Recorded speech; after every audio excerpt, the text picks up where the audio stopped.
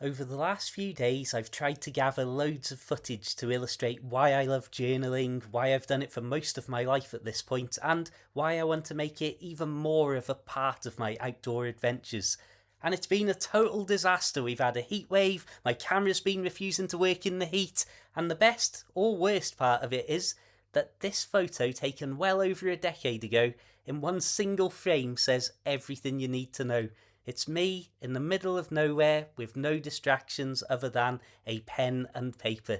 To this day, I still have that notebook cover, and it's slowly getting more and more beautifully weathered with signs of the thousands of miles it has travelled with me, up mountains, across rivers, and goodness knows where else. In fact, I've had it so long and used it so frequently that I've actually got videos that are a decade old where I'm reviewing and looking back at some of my previous notebooks even back then. And if I say this is what my shelves looked like a decade ago, you can probably gather I've got a few more notebooks since then. My original plan for this video was that it would be a lot longer than a few short minutes, and that I would show you how I use it, the sort of things that I record and write, and read out some of my old entries from throughout my boat life, throughout my school years from literally a quarter of a century ago. Yes, I really have got those written up and still in my possession. What I am going to do instead is simply, and hopefully swiftly, explain why I love this sort of stuff.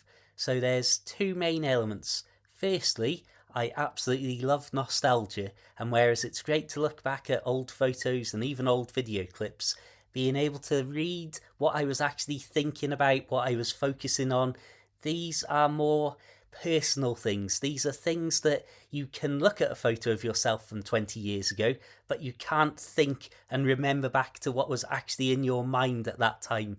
And there are all sorts of little long forgotten moments that I discover when I read through some of these old books.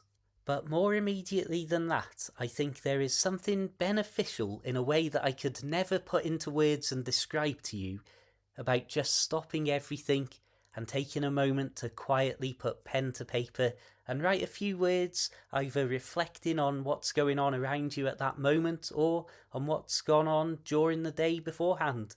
In some ways, it puts me in mind of what I've said about using my Trangia stove to boil up some water for a cup of soup or a hot chocolate.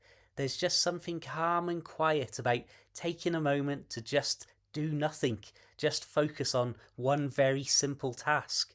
And if you can do it surrounded by nature, then in my humble opinion, that's all the better. Of course, I've been incredibly lucky to spend a lot of my life living on canal boats, so I got to experience that writing in a notebook surrounded by nature without even leaving my home on some occasions.